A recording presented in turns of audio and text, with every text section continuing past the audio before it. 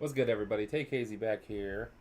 I wanted to do some content here. I've been waiting for the July sumo tournament, the Nagoya Basho, to start because I wanted to do some sumo content. Still trying to figure that out, so we're gonna kind of play it by ear here.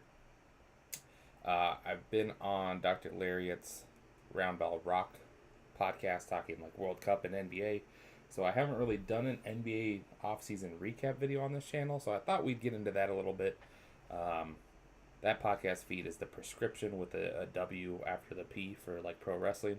Prescription, me, Larry, Arturo. I think BJ was on the couple of the NBA ones, maybe all the NBA ones. We just had Sean on the last one where we were talking predominantly World Cup, little NBA.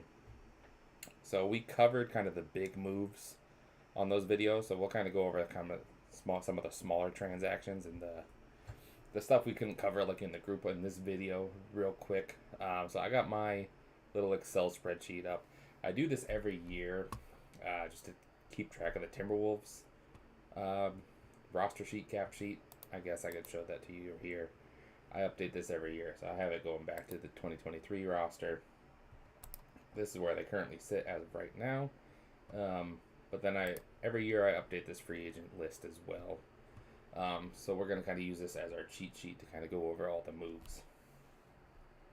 So kind of the main dominoes left here, you see in the left column here. So the way I like to sort the free agents is I kind of do a prediction game just for the fun. I don't really post it anywhere. But there's essentially three tiers of free agents. There's guys that sign on minimum contracts. There's guys that sign on the mid-level exception. And I use this bucket to be anywhere from $1 over the minimum up to the full mid-level, which is around 15 million. And then you have the leftmost column, which is guys over the mid-level exception, which is predominantly like max players, but you get some like $20 million guys in there too, technically over that limit. So the names you see not crossed off are kind of the big names left here. LeBron James opted out. I think what honestly probably happened is the Lakers told him they weren't going to bring him back, and he acted like he got out in front of it and said he didn't want to come back. I think at this point in time, he's going to sign a minimum contract. He's definitely not signing over the mid-level exception. It's just not possible at this point. One of the contingencies of free agency is you have bird rights, which the Lakers would have had with LeBron, and you can keep that on your cap sheet almost no matter what. The one time you have to renounce a cap hold, a bird rights guy, is when you use your actual cap space to sign players. That is what the Lakers did this offseason. So they renounced LeBron James, so they don't have any rights on LeBron, which means no one has rights on LeBron, which means he can't be signed and traded. So the only way for him to get over the mid-level exception is for a team to have cap space and enough cap space to sign him for that. Brooklyn may technically still have enough cap space to offer over the mid-level exception. He's not going to Brooklyn, but that would be the only way. So I probably should have him in another section. I think he's going to sign for a minimum at this point, and kind of use his like political leverage elsewhere. We've talked about that on Prescription Podcast on Rock, so we don't necessarily need to go into that. But that's the main domino we're still waiting to fall here. The other two guys are restricted free agents. I'm not sure why I didn't label Duran as a restricted free agent. That's just an oversight on my part because I assumed he was going nowhere before free agency started. But him and the Pistons are playing a bit of hardball right now. I don't think there's any suitors left for him. So the Pistons are trying to sign him where he's probably actually worth and what they deem he's worth, which is like $25 million a year, maybe 25 to 30. He wants the full max. So we'll see how long this drags out. I don't think he's going to actually accept the qualifying offer, but that would be pretty interesting were he to do that. The other major domino is Peyton Watson. Very similar situation to Duran here, except the main caveat here is it will push the Nuggets into the second apron. The Nuggets may be into the second apron no matter what. And I just don't believe they're going to do it. They did everything to duck the second apron last year. They've made no real effort to make the team better this offseason because they have this Peyton Watson thing hanging over their head. They're in a tough position where they don't have draft picks to trade, so they can't really get out of their bad contracts, but they need to shed a contract to be able to bring Watson back. Technically, that's not the case. They can just sign him and go like 20 million over the second apron. I just don't think that's what's going to happen. The rest of these free agents are all guys probably on minimum contracts. Um, Everyone in the MLE is kind of like a former All-Star like Bradley Beal. I put Gabe Vincent there just because I thought he'd have interest from some contenders. That doesn't look to be the case. And then everyone else there is just kind of young that I thought could maybe get like a $5 million a year contract from like Brooklyn or Chicago, but I think those spots have all dried up as well. And then we got some minimums left there. Some of those guys may have taken European offers or retired, and since they're just so low on the totem pole, the news didn't come across my Twitter feed, but I believe they're all still free agents. And then as a Wolves fan, I kind of put the Wolves guys off to the side because they have those cap holds, so they don't have to actually worry about salary cap space to bring their own guys back. They brought back Iota Sumo at like $19 million a year, so he should be in the over Emily category here with the other crossed off names. I just left them where they are. Jalen Clark came back for a smidge over minimum, about $3 million a year, or 3.3, 3 years, $10 million. Kyle Anderson went to Toronto. Mike Conley went to Boston, and Bones Highland returned. Those three all on minimum contracts. So if you look at the major free agents here, Tari Eason stayed in Houston. Tobias Harris went to the Spurs. I thought that was a nice pickup. That was the one weakness the Spurs really had last year, is they didn't have a power forward. Kind of hurt them in the finals because Harrison Barnes got too old to really play in a rotation anymore. Carter Bryant was too young, and then Champagny was like a natural small forward, more of a wing than a power forward. So they got Tobias Harris to essentially just replace Harrison Barnes. They kept Harrison Barnes on the team as well. But I think he's going to move more towards like a Udonis Haslem role rather than like a playing role. Walker Kessler did end up moving.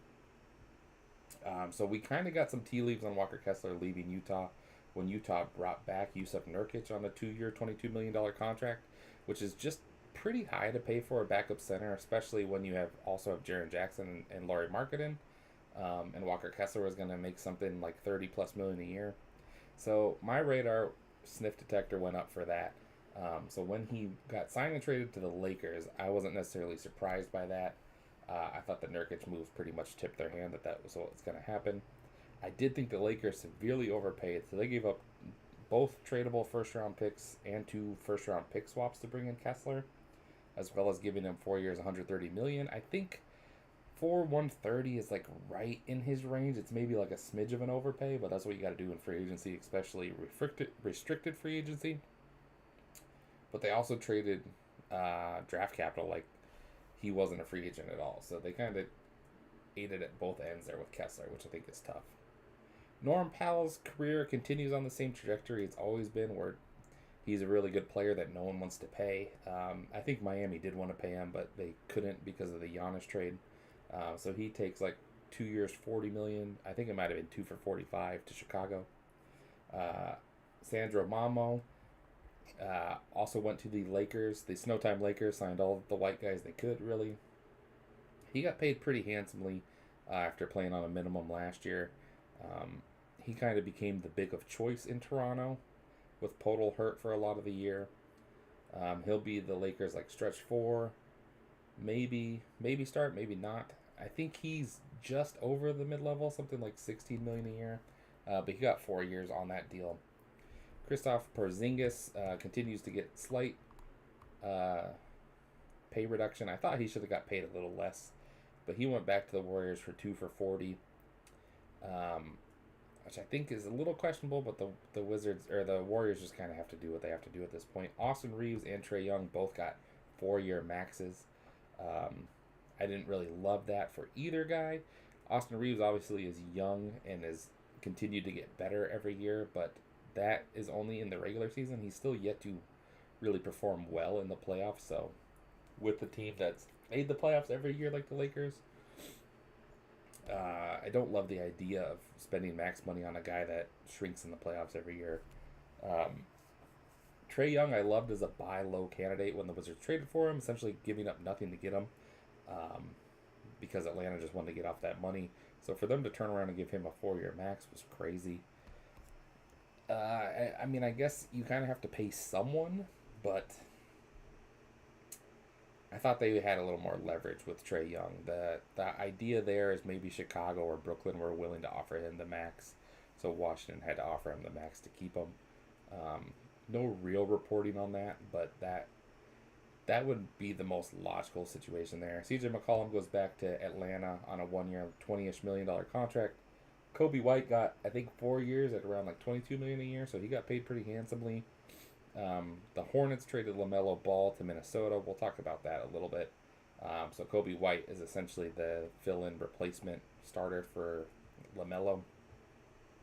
And the last guy that got over mid-level money was John Collins, which he's been paid at for a while. He did take a pay cut. He's down to $17 million flat a year, with only 1 year guaranteed. That it's essentially a 1 year for $17 million contract, but it's a 3-year contract because the Pistons acquired him in a sign-in trade. Which I guess is now a decent time to talk about that. We had two. So the way the NBA offseason works is like the legal tampering starts around July 1st, but the league year doesn't start till July 6th. So you have deals get agreed to on like July 1st, or even dating back to the draft in some cases, because the trades you can agree to prior to that. It's just the signings you can't do until the 1st. So John Collins agreed with the Pistons. The Pistons agreed to trade the 21st overall pick for the 17th pick, and to move up those 4 slots, they traded Beef Stew Isaiah Stewart to Memphis. Memphis agreed to trade Santi Aldama to Dallas for AJ Johnson and a couple seconds. They might have got a protected first. I know they got that protected Warriors first. That's essentially just a second round pick. I think they maybe got... No, I think they got that in second. So they essentially got like 3 seconds for Santi Aldama. So those all got folded into one trade. And then for the financials to work, Dallas agreed to acquire Marcus Sasser from Detroit into either their biannual or their mid-level. I think it was into their mid-level. They maybe had a trade exception for him. The Pistons traded Karis LeVert in a couple seconds to Milwaukee. They got back Gary Harris and Tayshaun Prince to fill out their benches like some veterans and to shed some money. And then to make all the money work, because of like the trade rules, the trade would have technically been legal, but you hard cap yourself if you take back more money or if you use like a sign-in trade or whatever. So to make the money work, what Dallas did is they signed and traded Chris Middleton to Washington. Washington sent D'Angelo Russell to Memphis. I think Memphis ended up getting like a second rounder out of that. Washington traded a second or two to Memphis and then got a second or two from Dallas. So Washington essentially netted out to 0. They essentially just swapped Middleton. D'Angelo Russell unexpiring for Chris Middleton unexpiring. Maybe got slightly worse seconds. I didn't really look into what the seconds were. So that's the six-way trade I just remembered off the top of my head. I didn't even have it pulled up. I meant to pull it up. Which I guess we get into talking about Memphis and Detroit because those are the two teams I'm most confused by their offseason. I thought Detroit was in prime position to go for it because I knew star players were going to get traded this offseason. And not even just talking like Giannis, but I knew people like Kawhi, like Jaylen Brown, like Julius Randle were going to get traded. LaMelo Ball got traded. John Morant got traded. And I think I'm missing one more star. Maybe not. But I just thought the Pistons were going to go big game hunting. And instead what they did is they just shed money to continue to not be a tax team. They're kind of afraid to pay Jalen Duren, but they shed money so they could pay him up to the max. It's still what's up? Yeah. And still pay him the max and still be under the tax. So how they did that, they let Tobias Harris walk, essentially swapped Isaiah Stewart for John Collins, gave up Marcus Sasser for essentially nothing, salary dumped Karis LeVert at the cost of a couple seconds, and I guess that was it. And then oddly, the guy they brought back was Kevin Herter, even though Herter was pretty bad for them. Thought that was really puzzling. They traded up a couple slots in the draft to get a guy they wanted in the draft, which was nice. But ended up being a point guard. So Dennis Jenkins kind of the feel good story didn't really work out so much in the playoffs, which wasn't necessarily surprising. He was a two-way guy that ended up being a rotation player as the backup to Cade Cunningham, filled in for Cade's injury minutes. So them taking a point guard didn't really seem to be a position of need, so I thought that was weird. So I think the Pistons, all in all, ended up getting worse just to save money, which was disappointing for them. Memphis did and didn't do what I thought they were going to do this offseason. I did think they were going to just embrace being bad and take on bad salary and acquire assets, which is what they did. But what's weird about it is Memphis is a weirdly constructed team where they're really good at finding like the fringe NBA guys that could be like 10th man on a playoff team, and they essentially have like 20 of those, which means they're still kind of one of the worst teams in the league, but all their players on their roster have like league value in trades. So what I expected them to do is do something like in my preview where they take on Zach LaVine and they give up like 3 players that end up being around like $10 million less combined than Zach LaVine's contract is. Get a couple draft picks from Sacramento, and then they solve the roster crunch at the same time. They haven't done that. They've just been acquiring players, so they're at the max. In the regular season, you're only allowed to carry 15 players and 3 two-way players. In the offseason, you're allowed to carry up to 21 players, but that includes your two-way players. So they've been hovering at that like 21-player margin this whole offseason because of trades like the one we just discussed, among other trades they've done, where they're taking back players on bad contracts and draft picks, but they're not sending back players, or they're doing like 1-for-1s, or the 3-for-1s are going in the opposite direction that I expected. So I'm still waiting for Memphis to do a consolidation trade. I just don't know that it's going to happen. They haven't signed the guy they drafted 21st overall because they legally can't roster him right now. So I'm not sure when or what that trade's going to be. I guess we can use this as a transition to talk about the Timberwolves, just because the Wolves are my team. We did talk about this LaMelo Ball trade on Round Ball Rock. But the one interesting part of the LaMelo trade is the Hornets made us take back Josh Green, who is a 6'6" shooting guard. So in the modern NBA, that's a wing. We had to trade Naz Reid for LaMelo Ball. We'd salary dumped Julius Randle in a previous trade that got combined in that trade so we could acquire LaMelo Ball into this deal. So Julius Randle went to Brooklyn, Nick Claxton went to Chicago, Naz Reid went to Charlotte, and then LaMelo Ball and Josh Green went to Minnesota, is what that trade ended up being, along with draft picks and like some player rights and that sort of stuff. So Minnesota gave up 1 first-round pick, I think 3 seconds, and Naz Reid for LaMelo. Technically, there's also 3 first-round pick swaps in there. But I think they're all unlikely to convert. A lot of them are kind of like first, top 1 protected firsts. So technically, if we did end up with the first pick, Charlotte would get them. So it's a real lottery ticket, not like a normal pick swap lottery ticket, but like a legit Powerball swap. So a bit odd, but it's not nothing. I guess if you can ask for it for Charlotte, why not? But the big caveat here is this Josh Green contract. Because by trading Julius Randle and Naz Reid, the Timberwolves no longer have a power forward on the roster. And they also don't have really any salary cap space to bring in a power forward.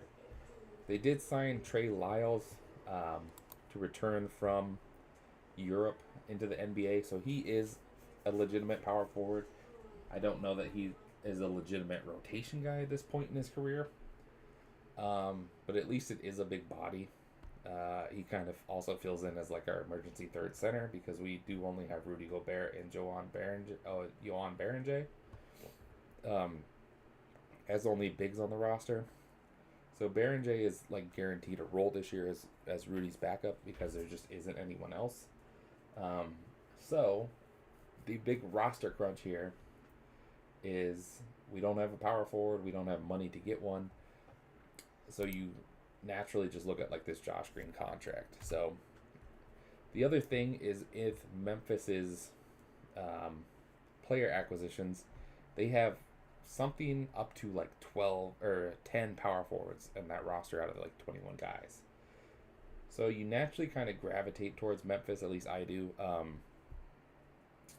But because Josh Green was traded for and most of those guys were traded for Memphis, they're stuck with the consolidation rules where you have to wait 60 days until you can consolidate them into a trade. That doesn't so much matter for the Timberwolves unless they were going to combine Josh Green and like Dante DiVincenzo's contract to get like a $27 million player. But for Memphis' sake, like they have Chris Murray, they have Taylor Hendricks. I actually have the trade machine up so we can look at that.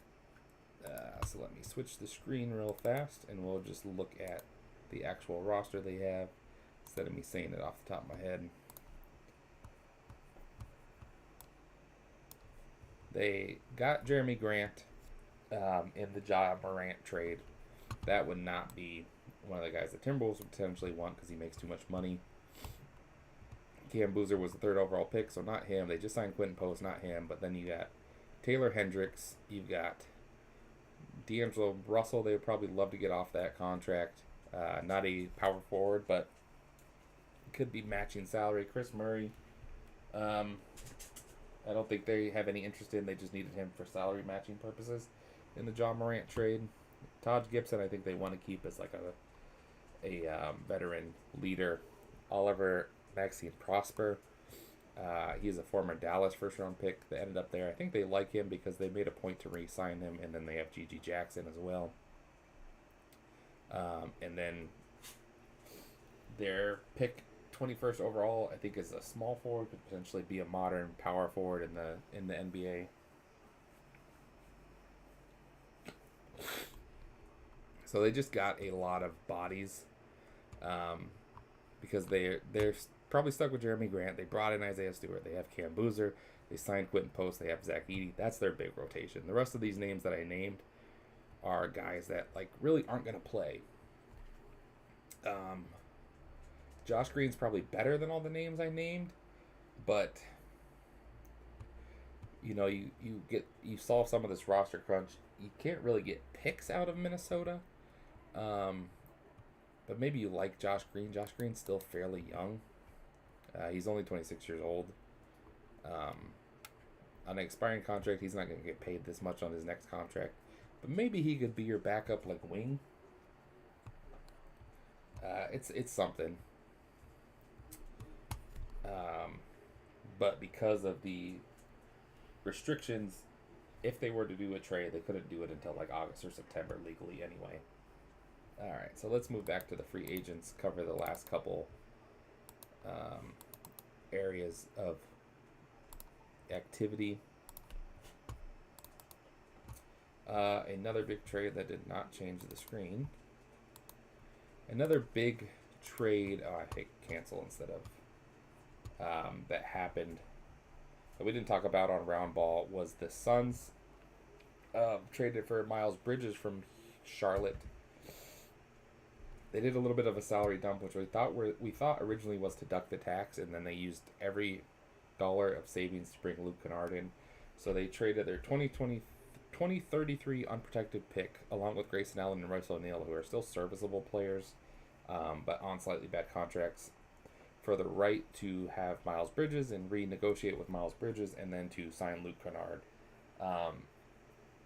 So they gave up probably the most valuable first round pick that was traded this offseason to get Miles Bridges and Luke Kennard, who, optimally are probably end of the rotation guys on a playoff rotation. If that, Luke Kennard has bounced around to a series of playoff teams. He's kind of like the eighth man at best, and really probably shouldn't be in a playoff rotation. Miles Bridges has never really played in the playoffs as a guy that's only played on Charlotte. He's played on the play-in a little bit. He typically starts for them. So we don't know for sure what his ceiling is. We do know that the Subs really like him, and they've coveted him for a couple years.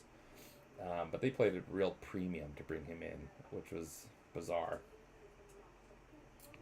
I think we've covered all the other major trades on Roundball, so let's just talk about these free agents here. Rui Hachimura stays in LA, but he goes to the Clippers. He gets $14 million a year, so near the max MLE. Gary Trent, I think pretty clearly had a circumvention deal with the Milwaukee Bucks. He actually should be in the over MLE section because he got $16 million a year, despite playing like a minimum player last year. Josh Okogie got, I think, $10 million from Utah as a wing stopper. Kind of like that as a one-year deal. Anthony Simons, I think, took the biggest pay cut this offseason. He got 2 years, $12 million to play on Philly. Kendrick Williams got declined for a $7 million contract, came back on $5 million contract, essentially the same money. Chris Middleton did a sign-in trade. He probably was a minimum player, but he got paid like $5 million to make the sign-in trade work. Washington likes him as a veteran presence, so I think they were happy to do it. Jackson Hayes became the Utah Jazz's backup center once the Walker Kessler trade was done. He wasn't part of the Lakers trade, but they just signed him outright. I think 1 year, $6 million. Kelly Oubre signed 2 for $16 with Indiana. That one surprised me a bit. Indiana had a full 15-man roster and was like $200,000 under the luxury tax, so I thought they were just going to stay pat. But thankfully they're going for it, which I like to see. I think they do have a legit finals chance with Halliburton healthy. So adding a little bit of bench scoring in Oubre I thought was a nice move. Time Lord Robert Williams went back to Portland on a 3-year contract, $14 million a year. But it's a lot of injury, non-guaranteed time, so he has to play games to guarantee the money in years 2 and 3. Mitchell Robinson jumped to the Celtics. I liked that move a lot for the Celtics.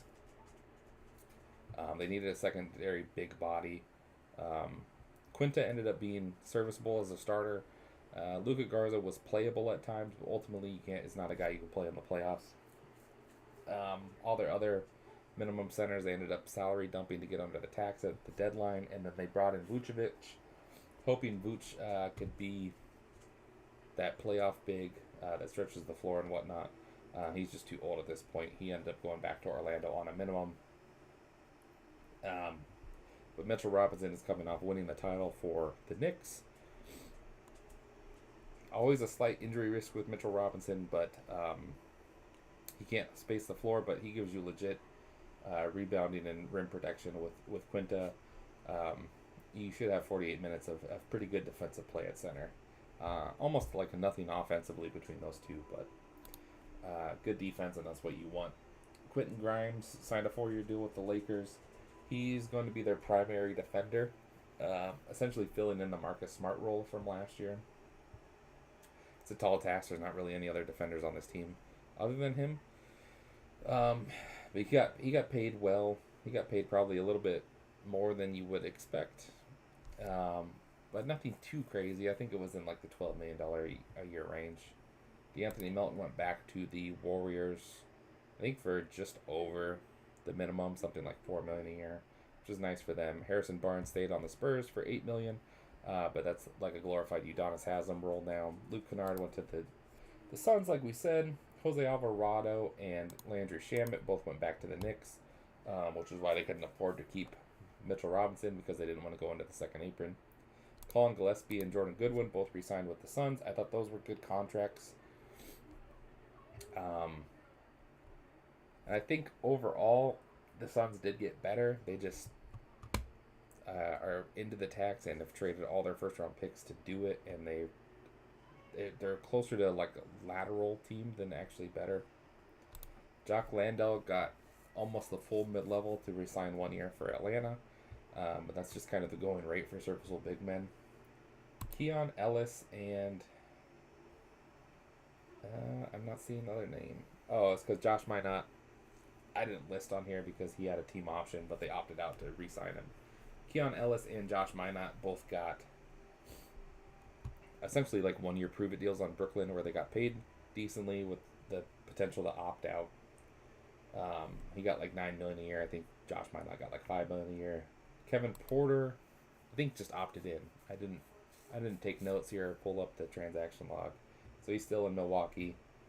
Nurkic went to Utah, like we said. Mark Williams re-signed with Phoenix, so Phoenix kept him as well. Dean Wade jumped to Philly to be their starting power forward unless LeBron signs there. About $9 million a year. I think some of that money is also non-guaranteed, so it was a pretty good deal for Philly there. Colin Sexton signed with the Lakers to be their backup guard. Where did Mo Wagner go? Mo Wagner went to Brooklyn?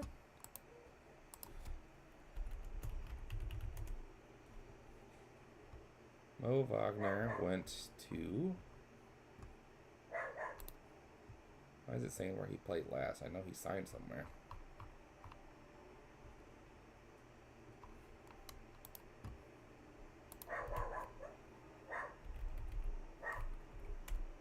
I don't know if you guys can hear Lincoln barking in the background. Oh, it was the Nets.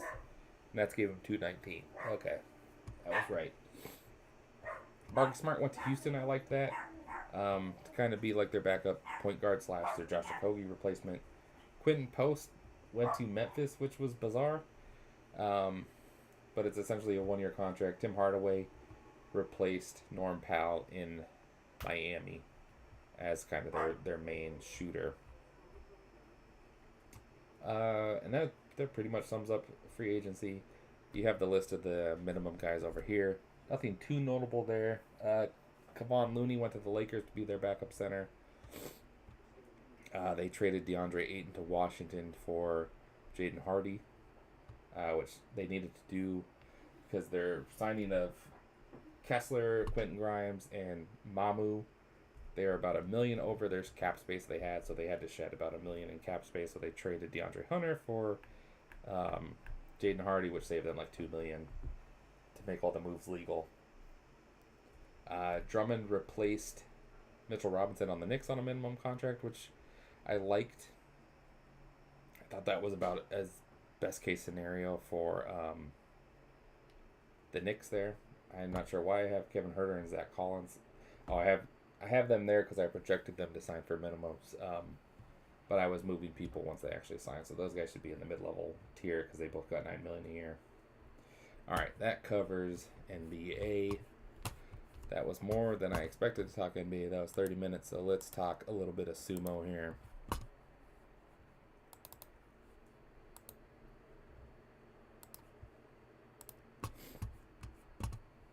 So the July Basho, we're 6 nights into the July Basho. I need to update this page. There we go. Night 7 is coming up here in the next couple hours. So the May Basho was the first one I watched. So this is the one I'm following with live. There's a lot of good live coverage and sumo channels on YouTube, so that's why I've been a little unsure of what to talk about on this, especially as a novice sumo watcher. But let's kind of just go through the tournament where we're at so far. We're almost halfway through 6 matches out of 15. The May tournament, both Yokozunas were out, so it's been nice to see them. Hosho Ryo looks much better than Onosato, even though there's only 1 match difference. I'm assuming that's more health related. Kirishima is making a Yokozuna bid. He's been Ozeki for the May tournament where he was the runner-up, and then he won the March tournament as a Sekiwaki. So if he can win this tournament as a Ozeki, he would be most likely promoted to Yokozuna. There's not a formal promotion plan, but that's typically how it's worked on my readings. He's tied for 2nd right now, because as you look down the list, the only 6-0 fighter right now is Magashira, I believe is what they're called. 14. Shishi is 6-0, the Ukrainian right now. He's doing it against much lesser competition because the way sumo works is the top division Makuchi has 42 sumos in it, but you only do 15 matches. So the top half like fight each other, and the bottom half fight each other. So Shishi's had a much easier path, but it's still impressive to be 6-0 at this stage. He's the only fighter doing it, so no small task nonetheless. Kirishima's 5-1. Ao Nishiki is also 5-1. He's a guy that made a Yokozuna bid in March, but got hurt in the March Basho. Sumo's pretty grueling in that way because when you get hurt, you still get moved down the rankings. So because he was hurt and finished 7-8 in March and then missed the May tournament, he's back down to Sakiwaki, even though he had won 2 tournaments in a row in November and January, and was up to Ozeki at the time of his injury.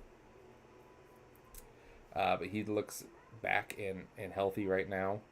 Fujinokawa has beat both Yokozunas as the smallest Rikishi in the tournament, which has been fun to see.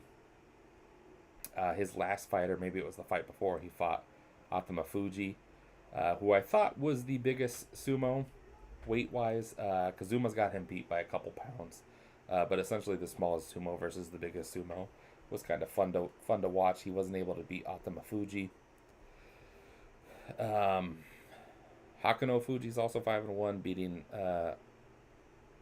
Anosado. I believe he beat Anosado. He might have beat Hashario. I can't remember now. We got a lot of 5-0 guys. Takayasu I like. He's one of the easier Rikishis to remember because he's got so much body hair. He looks like he's fighting in a sweater out there. I thought I was going to do better at this, but I'm kind of at a loss for words here. Tonight, we can look at the live broadcast, preview some of the matches tonight, because I was looking at these earlier, and there's a couple pretty good ones here. So I'm excited for, where is it? Fujinokawa against Ano Nishiki. I think this will be an interesting clash of styles, because they both aren't really like the grappling, pushing kind of sumos, and they're close in weight because Ano Nishiki is also a pretty small sumo. I'm assuming he's going to just overpower Fujinokawa because Fujinokawa is much more like technical and flexible and jump out of the way kind of sumo, which I don't think he's going to be able to pull off quite as well. But I'm excited for this bout. Kirishima's taking on Kota no Shoho, which I think should be a pretty good one. I've enjoyed watching Kirishima's run here as he makes this bid for Yokozuna. He is a pretty interesting, like, powerhouse kind of sumo. Sumo Stats here ranks him as like a full exotic fighter, which I think is interesting, but he does have a very unique style, even though it doesn't feel as like out of left field as, like, I don't know, Shiki's does.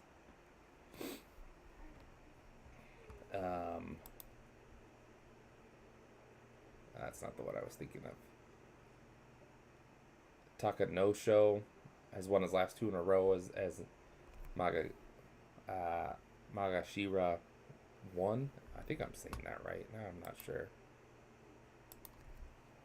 He started 0-4, but he's been rallying here. Oh, I think this is the one I was thinking of. Oh, no. Oshoma's 0-1, 0-5, or 1-5. I think one of these we got 2 5-1 guys going against each other. Is it this one? No, Shodai is also 3-3.